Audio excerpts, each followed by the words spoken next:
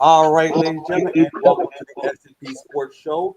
I am your host, Shawn Stewart, alongside my co-host, Mr. Anthony Paulis, and it is September 15th, 2022. Glad to have you on this wonderful Thursday night, as we're going to be having a lot of topics. So we're going to talk about the upcoming fight between Triple G and Canelo Alvarez, Thursday night football, and college football. And before we begin with the boxing, I just want to say tonight's game will not be on TV. So if you live in Los Angeles, it'll be on KT Los Angeles, and then Kansas City is KSHB in Kansas City, and it's also going to be on Amazon and on NFL Plus. So just want to let you guys know about that before we begin.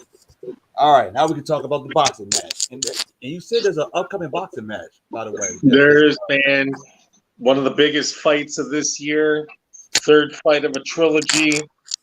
Gennady, Golovkin, Saul, Canelo Alvarez. These guys have already gone 24 rounds with each other. Another 12 rounds scheduled Saturday night in Las Vegas. You can get the fight on DAZN, or unless if you're the bootleg variety, and get that discount. I guess we'll say. Anyways, these two don't like each other. This fight's going to be a little bit different because they have not faced each other in 3 years. Wow. That's probably more due to Canelo's interest in Golovkin's. GGG is now 40, and Canelo's, I guess you can say, in the prime of his career. The other thing is that this fight isn't going to be at 160 pounds like it was the first two fights. Okay. Which were at middleweight. This one's going to be at super middleweight at 168 pounds. So, whose advantage is it that this fight is 8 pounds more than the last time? I think is a real question you got to ask, because Golovkin is a natural middleweight, but now he gets to move up 8 pounds. Wow. Doesn't have to sweat as hard to get down to that 160, where Canelo Alvarez has been putting weight on for a while and fought at 175. And also he's been doing he was up on the verge of being a vegetarian, but he's gone back to eating meat recently, I read. Oh, okay. So, because they usually say like a plant-based diet with athletes usually helps out with oxygen levels. So that benefits athletes in sports like boxing, cycling, those sports where you're constantly at it. Even soccer, I guess you could say to some part, sports you're not standing around and being still in for a while. So you have Canelo Alvarez, the biggest pay-per-view draw in boxing, mainly because he's Mexican. And you have one of the most well-respected fighters of his generation and era, and one of the most feared at age 40, in Gennady Golovkin. Whose advantage is it to this fight? I don't know. Canelo Alvarez is coming off from a loss to Dimitri Bivol at 175 pounds. Gennady Golovkin's been kind of fighting guys, not the most elite guys the last 2 years. Kind of hasn't been as active as he was before COVID. He's 40. He's not going to take as many fights as he used to. But he's got an advantage, and he can come into this match 8 pounds heavier than normal. Canelo can do that also compared to when they fought. But how much will Canelo Alvarez bulk up past 168? I don't know how much Golovkin will. I mean, if Golovkin can show up into that fight that night, after weighing at 180 pounds, that's a win. because I think Canelo Alvarez is going to show up that night at around 185 pounds after weigh-in. He's going to go to that Vegas all-you-can-eat buffet and Hey, nothing wrong with that. 17, 18 pounds and eat a ton of pasta and, good food that, try to get him through and stuff. So I think this fight, because of the added weight, I think it favors Golovkin. The only question with Golovkin is does he still have the chin at 40? Because let me say this, the man has a chin. Okay? I mean, in that second fight, there was one moment where Canelo Alvarez delivered one of those Drago-esque type of shots, and Golovkin just walks right through it. And it stunned Canelo like any other fighter in that weight class that he's done that similar shot to has been KO. Okay? And that didn't happen. Okay. I mean, we're talking about, will this fight go the distance? Some promoters are saying no because they're really trying to hype up the fight. I can see this fight going the distance, but at 8 pounds more, I really think Golovkin has an advantage. He gets to have 8 pounds more of power, plus some. He doesn't have to sweat and have as hard of a camp in terms of losing the weight. He can keep a lot of that strength at 168. Draining down from 168 to 160 takes its toll. Now this guy gets to come in 8 pounds heavier, and we know the man's got power. Okay. So I think I'm going to take Gennady Golovkin in a decision here. I think the fight will go a full 12, but I think Golovkin will win the fight. I know probably I'm in the minority on this. And some people will say that GGG isn't walking out of there with a decision. And that may be so, because let me say this. He won that first fight. Those judges robbed him. Okay? He won the first fight. The second fight was probably a draw or a very close Canelo win. Even though Canelo got the win in the second fight, I could see where people had 6-6 or 7-5 in terms of the rounds. Okay. But that fight, there's no way Canelo Alvarez won. He was gifted a draw, which was a joke. The Adelaide Bird card for that fight was an absolute joke and a travesty. My dogs could have scored that fight then. He said his dogs could score that fight. Okay. My lady could have scored that fight better. She's making lasagna right now. Okay? Let's just keep it real here. So the real question is this fight worth watching Saturday? Hell yes, it is. Go out and watch it.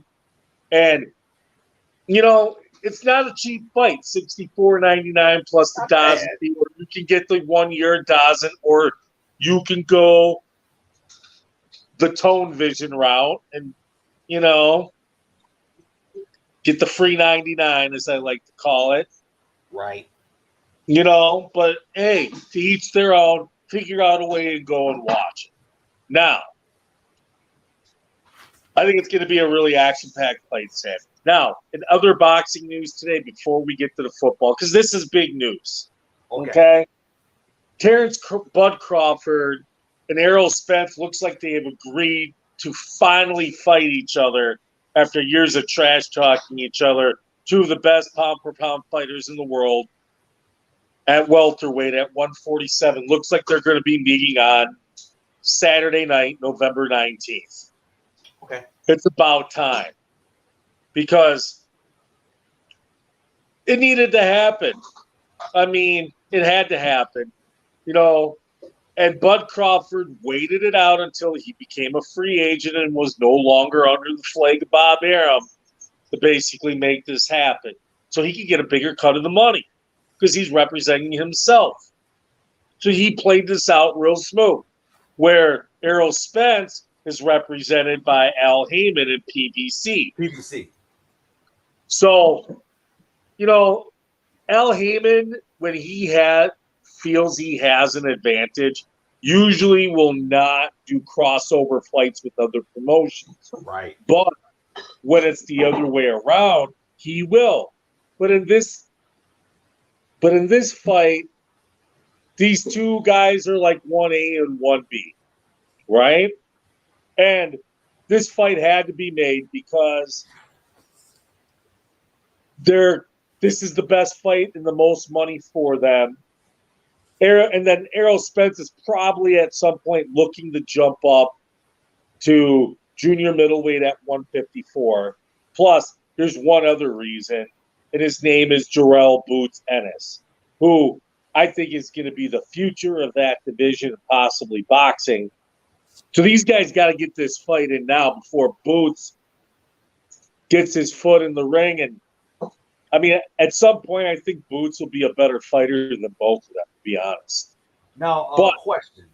But this fight had to happen, and these guys finally got together, figured out whatever financial terms, and there's even a rematch clause. So it looks like this might be a double bubble, run it back kind of a deal. But that's good. And this is what boxing needed. Guys that are actually willing to fight each other. Now, question. Now, will this fight be like a PBC fight as far as we know? As far as I know, this will probably be some type of PBC pay-per-view. Probably with Fox or Showtime, I would imagine, some capacity. They haven't announced it yet. I mean, it just came out like hours ago. They're just doing the final legalities check, signing the contract, crossing the T's, dotting the I's. So this fight needed to happen. It's been talked about for 18 months at least, maybe 2 years. They finally came to their senses. I honestly think it's partially because the Spence wants to move up. The money is there. They're going to probably run it back. And Jarrell Boots Ennis is there. And that, to me, that's an honest reason why I think this fight happened, because it gets to a point where one of these guys has to be the mandatory for Boots. It's going to be trouble in terms of keeping your belt. I mean, that dude is something else. So these two realized they needed to get this on now, and they came to their senses. I think it'll be a good fight. I like Bud Crawford in the fight because I don't think Errol Spence is the same fighter since he had his car accident. Now, I did check the point spread. So right now, Alvarez is sitting as a minus 526. Triple G is a plus 440, and the tie is plus 2100 for that fight. Hey, there's nothing wrong putting the money on Golovkin on this fight. This isn't going to be like Amir Khan with his soft chin, okay?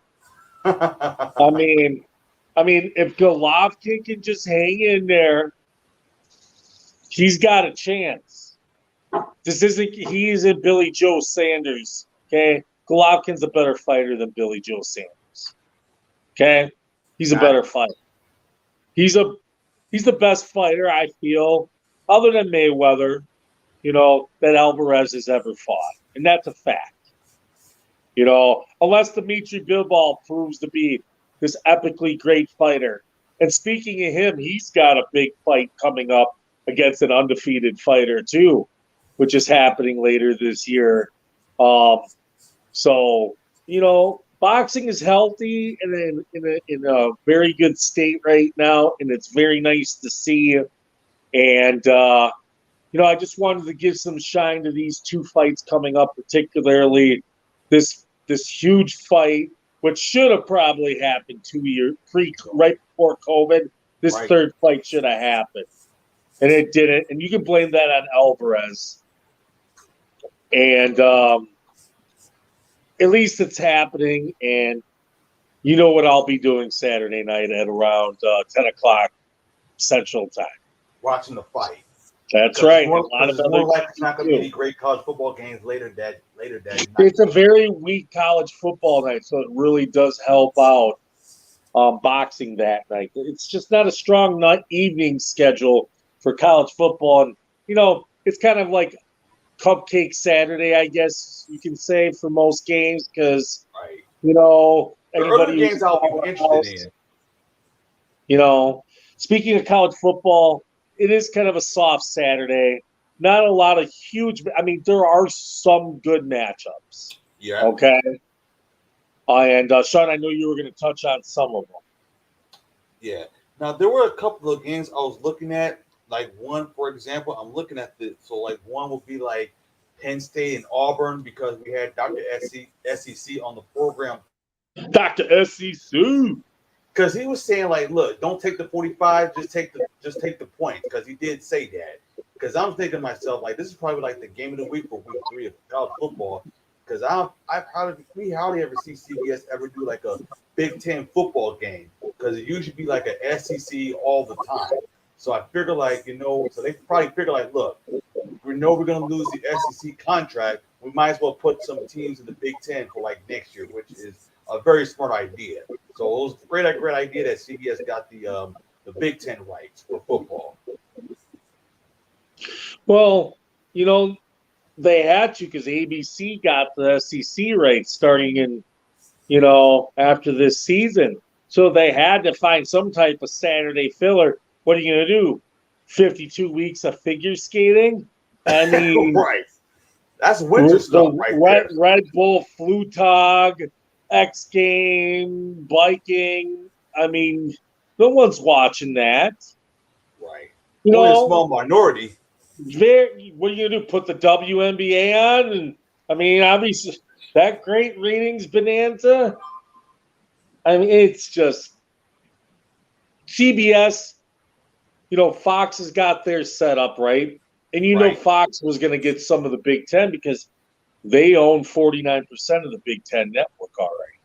Exactly. And then NBC wanted a piece of that. And so did CBS, right? So you got 4 networks. So you're getting 4 games of coverage a week on Saturday. Then you might have a Friday game. And then you can kind of put, a couple different time slots on, so you're going to get your games covered, 3 big games on the 3 major networks. And then you can throw a game on, then you throw the other 2 or 3 games on Big Ten Network and you're covered. And you're getting a fat $7 billion payout for 7 years. So boom. But I think in terms of the spectrum, it makes the Big Ten very strong, and it's gonna pay itself. The real question is, in that television thing is, what's it gonna do for Notre Dame? Will NBC pay Notre Dame? Now here's the thing: USC is now in the Big Ten. Will the Big Ten come down on USC and say, "Hey, don't schedule them anymore unless they're going to join the conference. Make them pay." Personally, as a pro Big Ten guy, I would be telling all my schools not to schedule Notre Dame. Force them to join the conference. If they don't want to join, don't schedule. Because they need those premium games to upsell so they get a premium TV contract. They want like $25 million a year, or $75 million a year. Okay, you're not going to get that with the Marshalls of the world, right? Okay, on the schedule, the Navy, Army, Air Force. Nobody watches that. They're not Rice, Cal. You're not going to get those ratings. Stanford will get you a little up, but Stanford's not the team it was a decade ago. You got Clemson because of the ACC package, where they play 5 ACC teams. If you get an elite ACC team and within those 5 games, you'll get that one game. Okay? Okay. But that game's got to be at Notre Dame. Because if that game's on the road, then it's on ABC. Different scenario. Right. Okay? And NBC's also only paying for the home games for Notre Dame. That's So Notre right. Dame's got to fill like 8 home games. They're trying to get 8 home games a year, and then 4 road games. So when they schedule at the ACC, they're trying to schedule like 3 home games there, 2 on the road against 2 ACC teams, and then try to work it out with like USC, Stanford, alternate that road thing if you got to, and then something else. They're looking for a fat payout. Now, if USC isn't in that Notre Dame schedule, that devalues their TV package deal, especially at the end of the season when one of those 2 teams could always be contending for a playoff spot, or USC could be contending for the Pac-12, the Big Ten West. So in that aspect, that is going to really devalue that, because who out west is going to be big on that Notre Dame? They're going to have to go into the Big 12 and probably try to schedule a Baylor or Houston. Got to be somebody a little more higher on the schedule that has some juice. An SEC team. They don't want to schedule a good ACC team. Sorry, Vanderbilt doesn't count. And SEC teams don't generally like going to the north and playing games in the north. I mean, Georgia did, but that's because Georgia knew that they were probably going to win both games, which they did. Right? Right. But you get like Alabama, they're not scheduling that road game. Heck no. They don't do that. This series that they scheduled with Texas was signed a long time ago. Alabama usually won't play non-conference good powerhouse teams unless they're usually at a neutral site game, right, unless they were somehow scheduled pre-Saban, which I believe this game was right around that era, scheduled pre-Saban or close to it, before Alabama is taking this policy of we're not going to play a powerhouse team on the road. Okay? It's just not going to happen. Auburn, they might have some draw. LSU, yeah, they might be willing, but not right now with Brian Kelly at LSU. Even my dogs are barking about Notre Dame, as you can hear. They're not Notre Dame. Dog knows, trust me. So, in this aspect, you're not going to get LSU to schedule games with Notre Dame with Brian Kelly there. Florida, they're not coming up there to Notre Dame. Heck no. Florida State, you might get, but they're in the ACC. I don't think you'll get Miami to do it just because of the whole Catholics versus convicts thing and the bad blood in that era.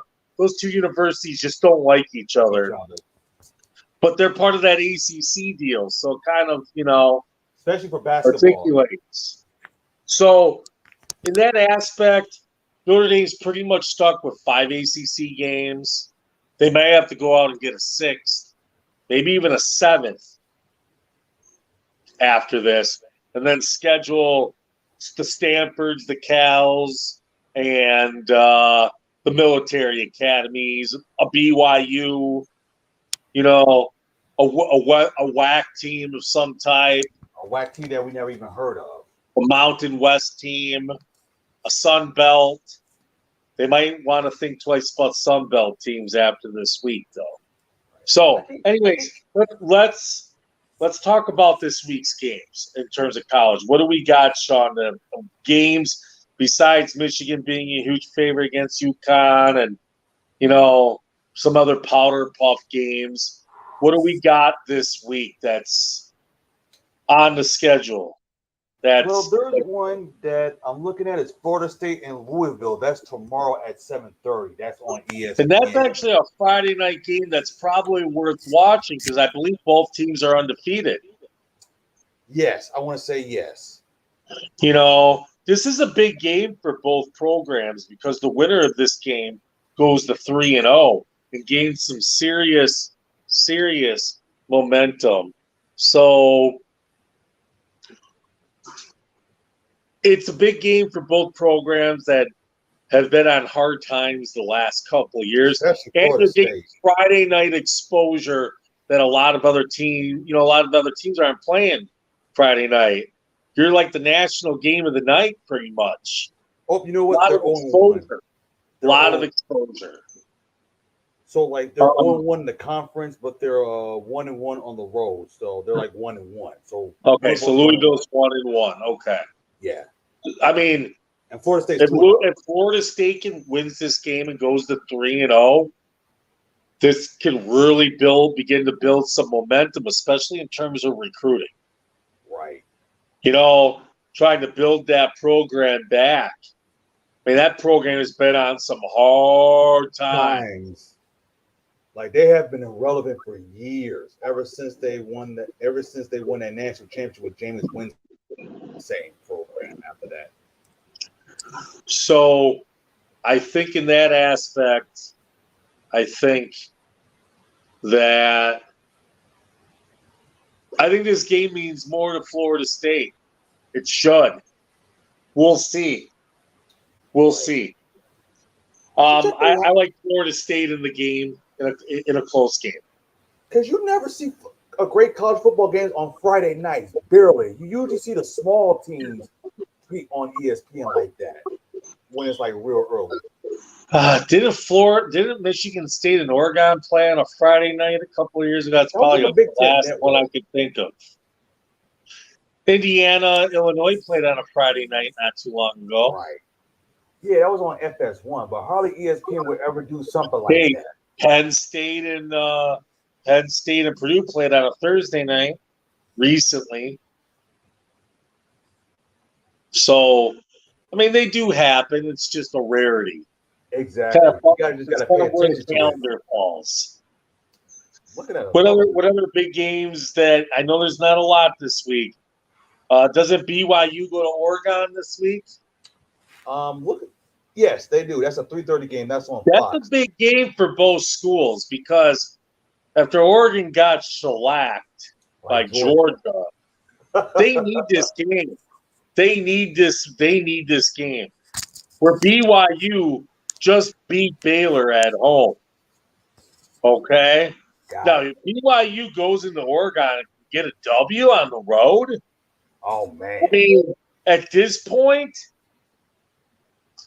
depending on the rest of that schedule, you got wins over Baylor and on the road at Oregon, if they can run the table, they could be in consideration for a CFP Final Four spot, depending upon the strength of schedule.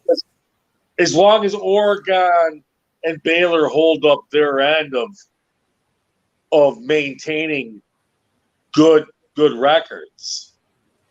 Like Oregon finishes like 9-3 and Baylor finishes 10-2. Ooh. You've got some legitimacy behind it. Correct. Let's say Baylor ends up winning the Big 12, but BYU runs the table, and Oregon somehow, let's say, makes it to the Pac-12 title game and wins it.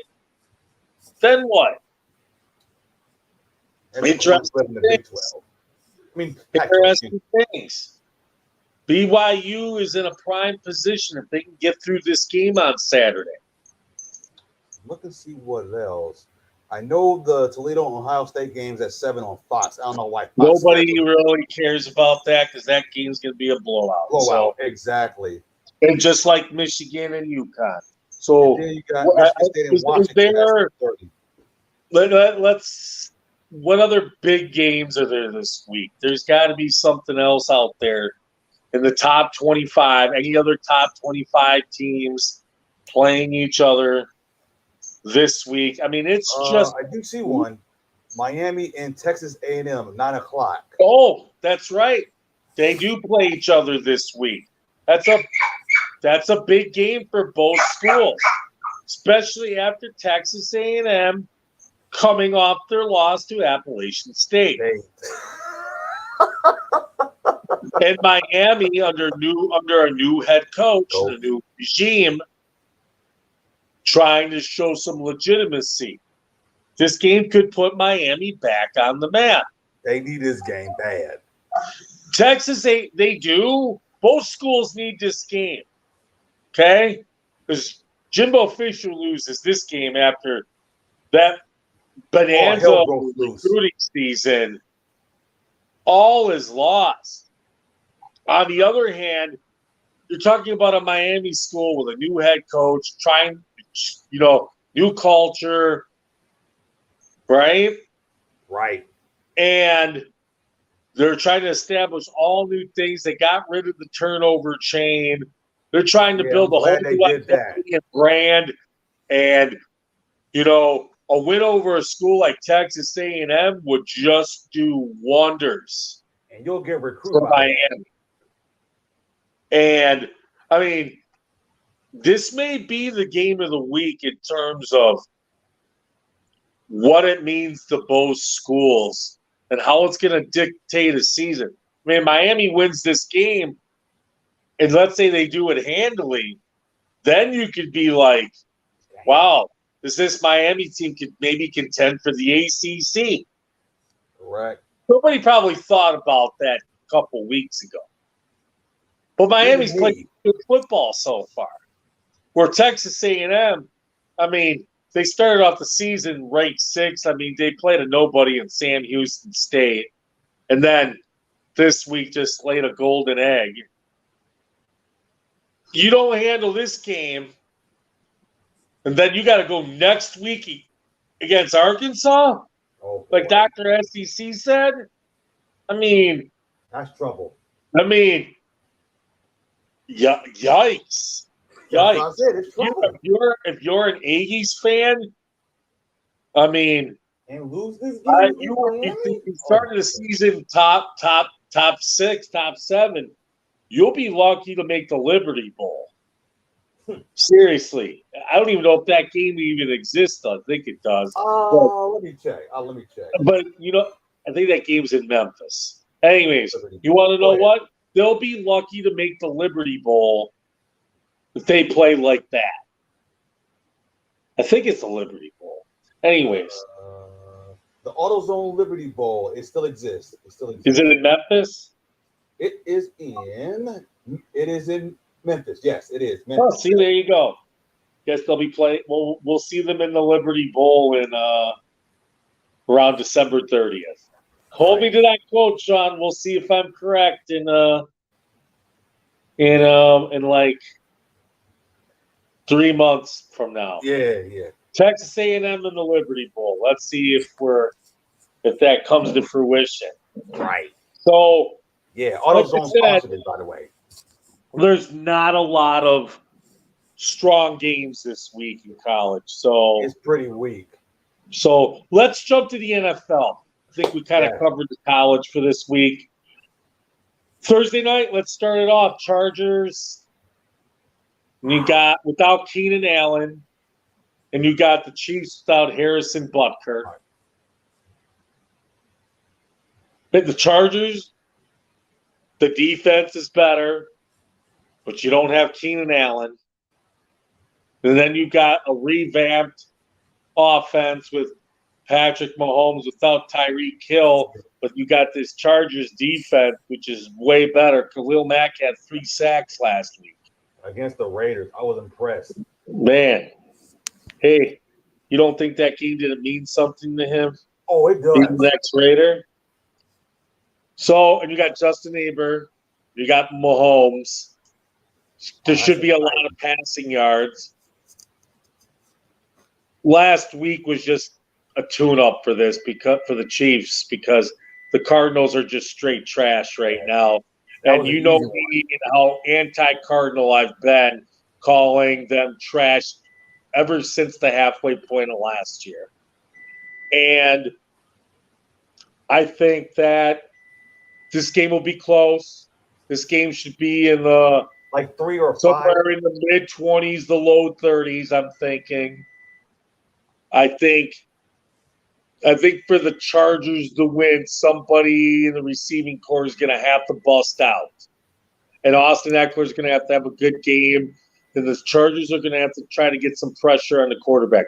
As for the Chiefs, Kelsey's going to probably have to step up again. Who from that wide receiving core is going to step up? Who's going to step up? Talk about the Chiefs or the Chargers? For the Chiefs. Well, both teams. Because one team doesn't have Keenan Allen, one lost Tyreek Hill. Who's going to step up in this game? That's the question. You know what? The Chargers kind of owned the Chiefs last year, and the Chargers defense should be better. Yeah. I'll take the Chargers in this game. I think I'm going to give the Chargers some love. I'm going to give the Chargers some love. It's very hard for me to say it, but I'm going with the Chiefs on this one. I'm going with the Chiefs. But the only concern I have with the Chiefs is their defense. Because like we said, like the Cardinals, they were just trash. But I want to see like how the Chiefs defense, are they better than they did last year? Because last year, early in the season, the Chiefs defense was horrible. Very horrible. And that's why they lost to the AFC Championship. Well, their defense was awful in the playoffs also, but that's another story. Exactly. All right. What other games we got on the docket here? Let's just run through them, Shawn. Absolutely. So as I'm looking to the NFL week, by the way, I'm also looking at, as I'm looking to it on my tablet, by the way, you got the Bills and the Dolphins. Wait, that's the wrong day. I'm so stupid. I'm looking at week 2. Come to me. But looking at week 2, I'm looking at I don't know why they put this game of the week, the Patriots and the Steelers, or a doubleheader. Probably a low-scoring game. Looks like I'd say a low-scoring game. Who knows if Mac Jones will play with the back.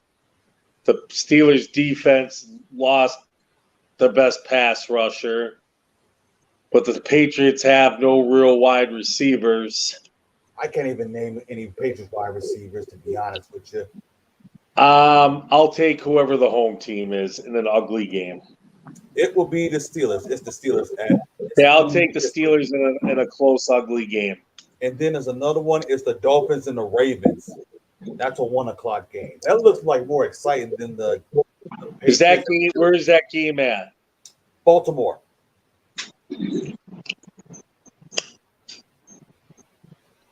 Lamar Jackson against Tua? Yeah. That should have been game of the week for CBS for the early game. Man, it's tough.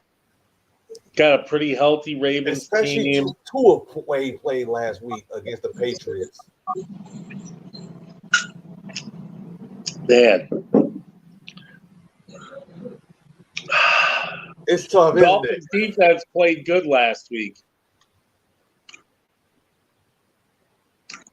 If this game was in Miami, I would definitely take the Dolphins. Right. But Baltimore, I got to see what their defense and way Lamar Jackson plays. Because you know what? They played the Jets last week and didn't really impress me much, but they got the job done. Right. I think this game's going to be close. I'll take the Ravens because they're at home. If this game was on the road, I'd take the Dolphins. Now, do you think that game's going to be in overtime, in your opinion? That game's got definite overtime possibility. That's what it looks like to me because it's very hard, especially the way I can see that game being like a 20-17, 20-20, 23-20, 17-14, something in that realm. And then you did say something about the Texans quarterback because they do play the Denver Broncos. That's a 4:25 game on CBS. In Denver? This is in Denver. Got to take the Broncos at home. Because they played bad Monday night. That was horrible. Let me just say this. Both fumbles at the one. You gave up 14 points probably. All you needed was 2 points. First time that's happened since 1987, back-to-back possessions of fumbling at the 1 yard line. Broadcast.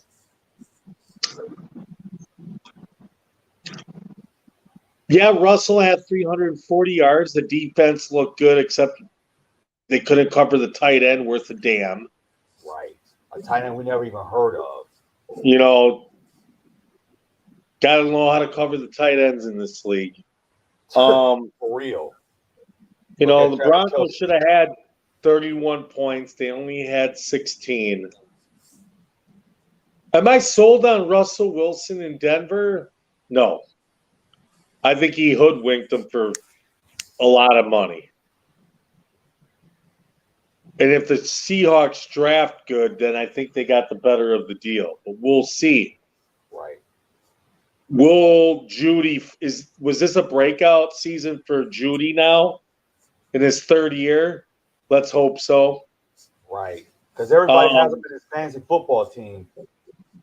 So the Broncos should win this game at home. They should. But like I said, this Texans team is going to be better than people are going to give them credit for. And I said that last week, and lo and behold, they held the Colts to a tie.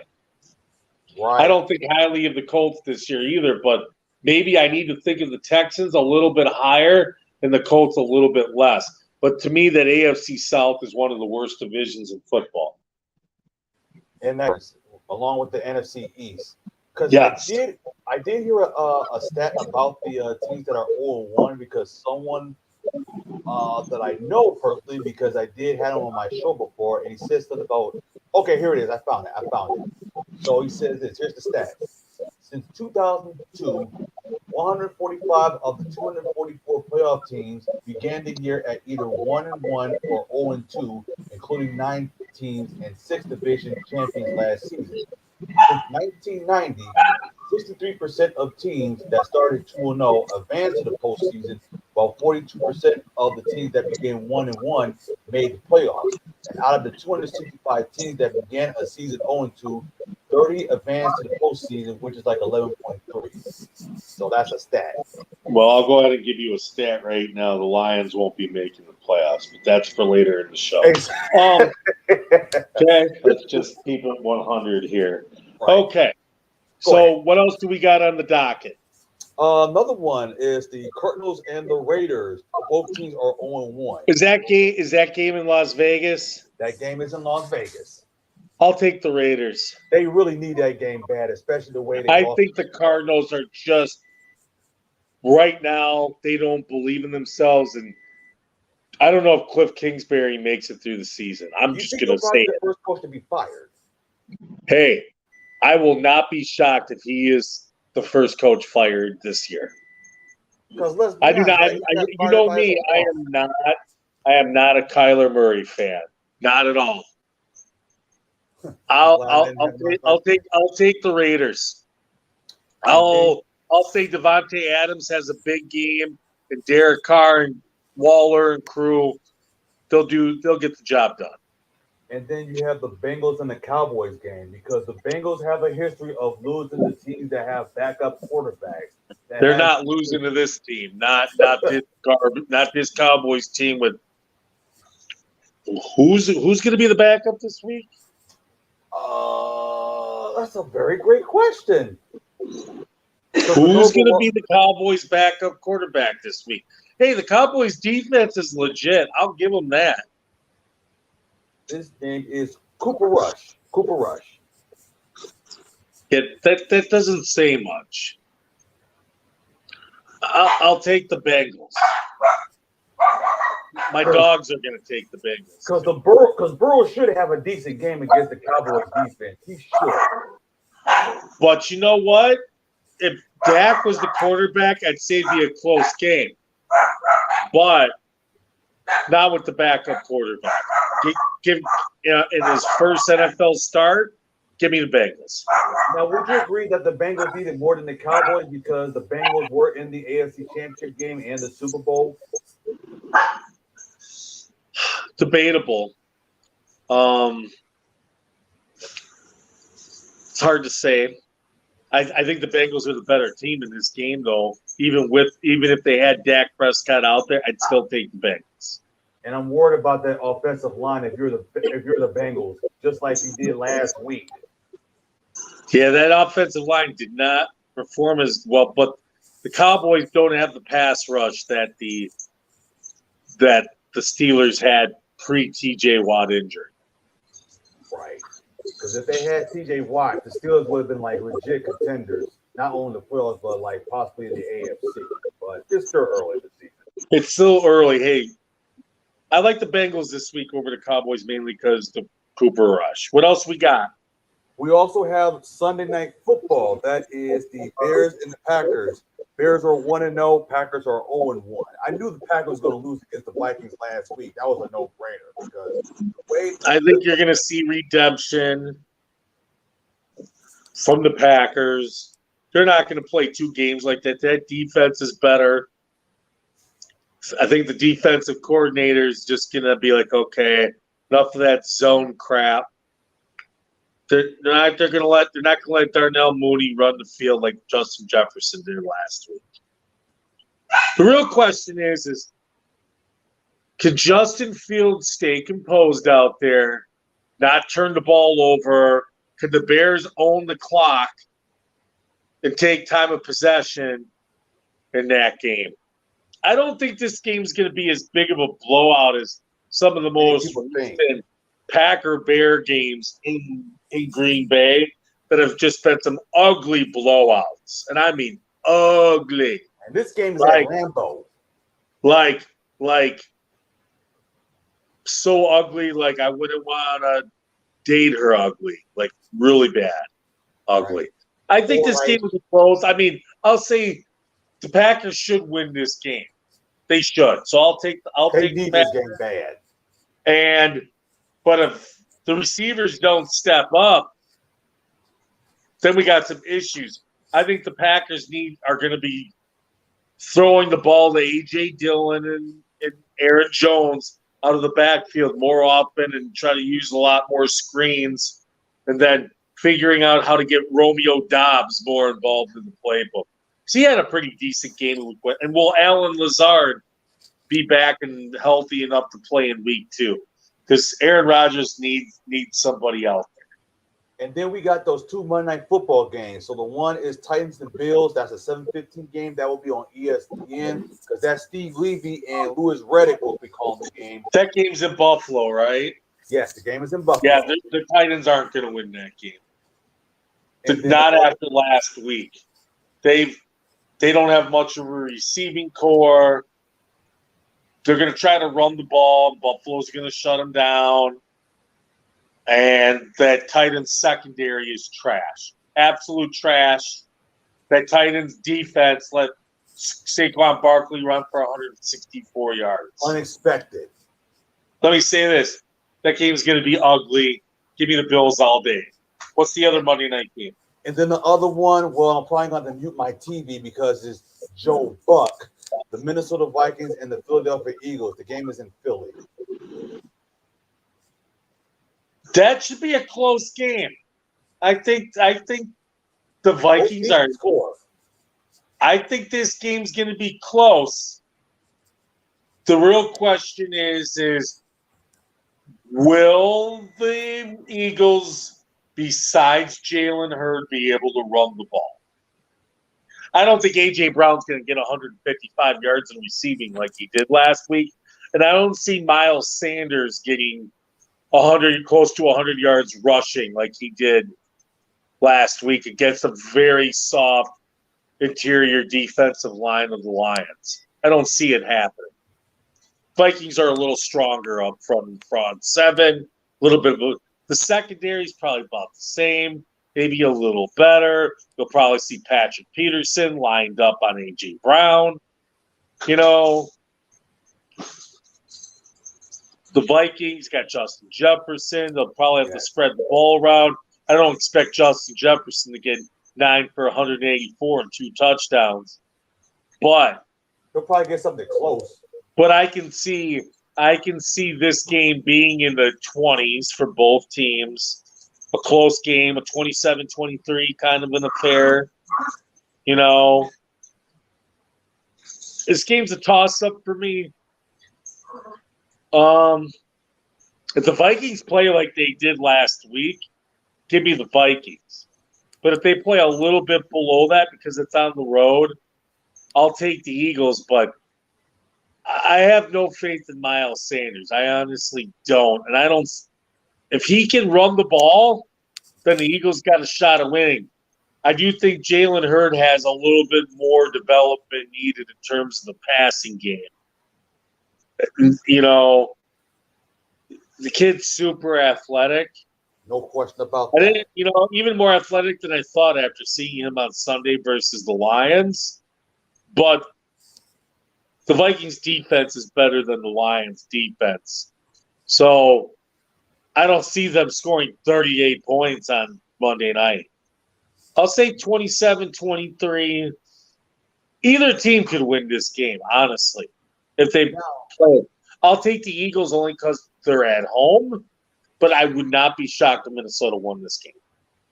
Now, there's another question. Since we're in week 2, who do you think will have the best performance in terms of quarterback play in fantasy football, in your opinion? Between those two, Kirk Cousins and No, Hurd? like in general. I think Matt Stafford will step up this week. He's playing Atlanta. We'll see. Josh Allen against Tennessee should put up some phenomenal numbers Also, look at Derek Carr.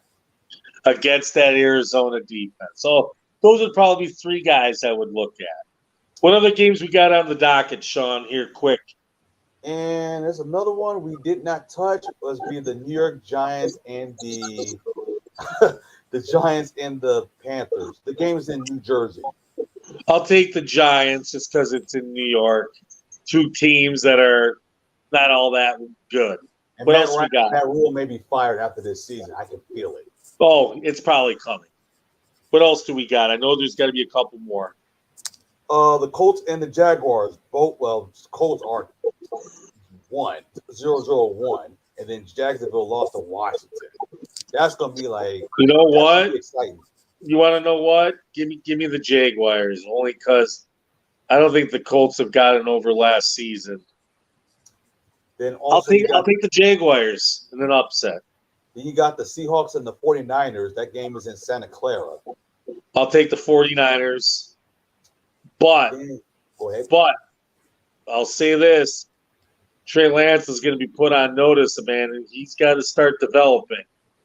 They're not going to take, people are giving him, I know this is only his 3rd start, and people try to say, well, Trevor Lawrence is now in his 2nd year. Dude, you got it or you don't.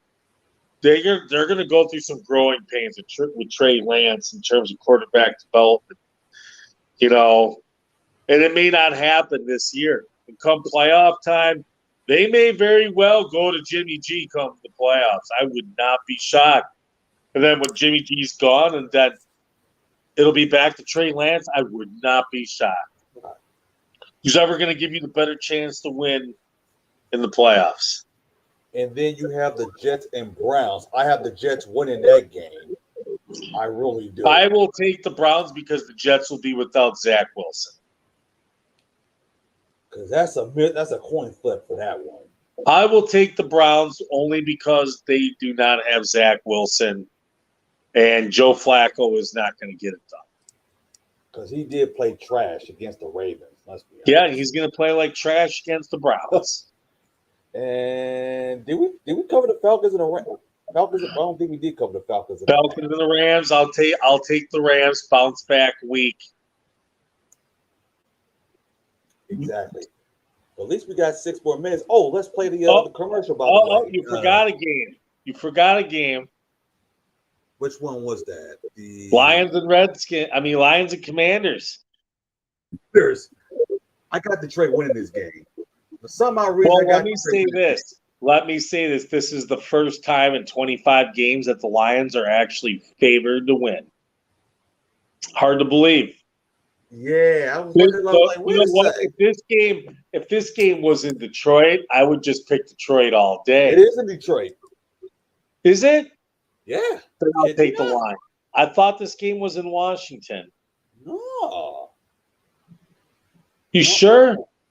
I'm dead serious. It is in Detroit. Okay. Then I'll take the Lions because I don't think the Redskins can handle this on the road. The Lions could go 1-1 here. I don't trust Carson Wentz. But the Lions' defense, particularly in the interior, the run defense, that's got to improve. Gotcha. Oh, let's If play the Lions' run defense can improve, then the pass defense will improve. But we'll see. I mean, if the Lions' offense plays like it did in the second half, they got a shot. But that defense giving up 38 points was just ridiculous. The run defense was just awful in terms of stopping. Miles Sanders, to me, isn't that good. I'm sorry. I mean, he's okay, but he ain't all that. I mean, yeah, we're facing Antonio Gibson this week, who's not a slouch. Then you got Terry McLaurin. Then you got the rookie Dotson.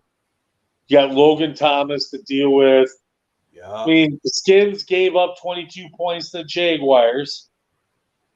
This is a winnable game for the Lions. If the Lions lose this and go to 0-2,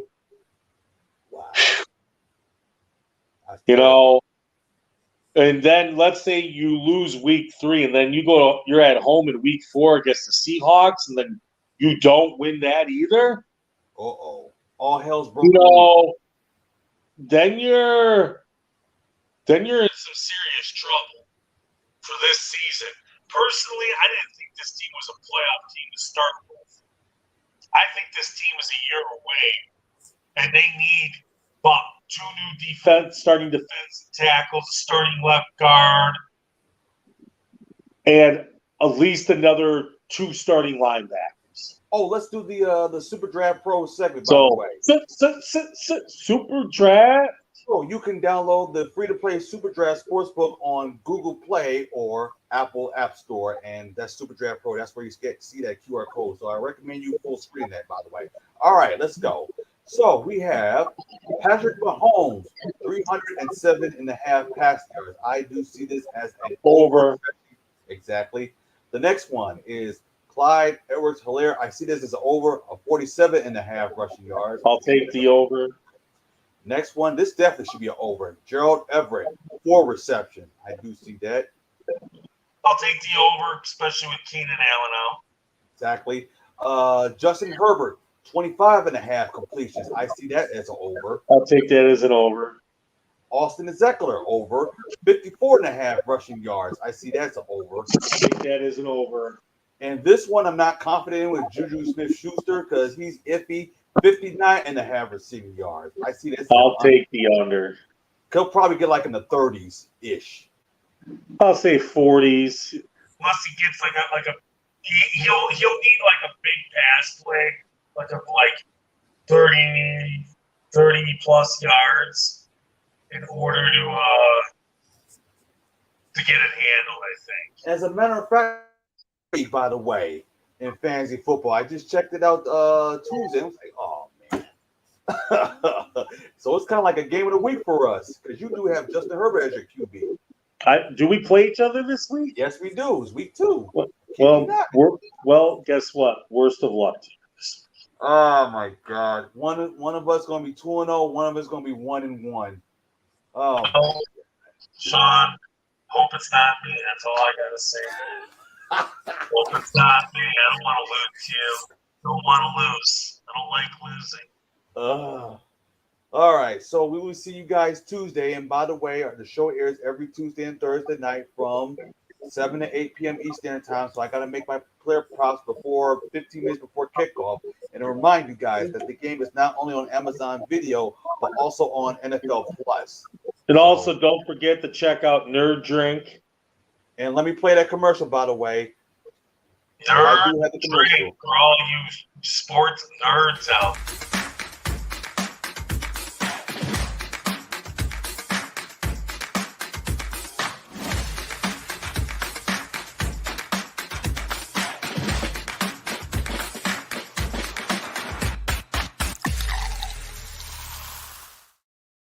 That's right. There we go. I had to edit the QR code and stuff like that so people can like fully see the whole thing. All right, tasty nerd drink. Check it out, folks. All right. So everybody. Tuesday we'll talk boxing results, and we'll talk the weekend of football and so on. Till then, everybody have a good weekend.